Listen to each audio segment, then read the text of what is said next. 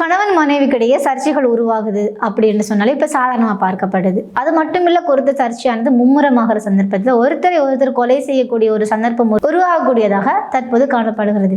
இந்த சந்தர்ப்பத்தில் இப்போ ஒரு சம்பவம் பதிவாகி இருக்குது. திருமணமாகி 8 நாட்களே ஆன ஒரு தம்பதியினர் தேனிலோகு சென்ற வேளையில் இந்த கோர சம்பவம் பதிவாகி இருக்குது. தேனிலோகு சென்ற புதுமண தம்பதிகள் 4 நாட்களாகியும் எவ்வித தொடர்பும் இல்லை அப்படிங்கிற ஒரு கூற்றின் அடிப்படையில் 2 வீட்டார்கள் போலீஸ்ல கம்ப்ளைண்ட் பண்றாங்க.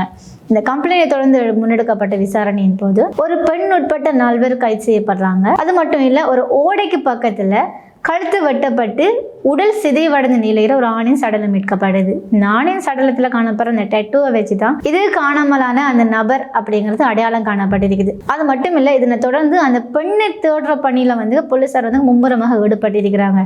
இந்த சந்தர்ப்பத்துல தான் அந்த பெண்ணோட சேர்த்து 4 பேருமாக கைது செய்யப்படுறாங்க. இதுல கைது செய்யப்பட்ட அந்த பெண் விசாரணை போது என்ன சொல்லியிருக்கிறாங்க அப்படின்னு சொன்னா, குறித்த அந்த 30 வயதுடைய நபர், அதாவது தனது கணவரை தானே கொன்றதாக வாக்குமூலம் கொடுத்திருக்கிறாங்க. இந்த சம்பவம் எங்க பதிவாயிருக்கு அப்படின்னு சொன்னா, இந்தியாவின் மேகாலயா மாநிலத்துல பதிவாகி இருக்குது.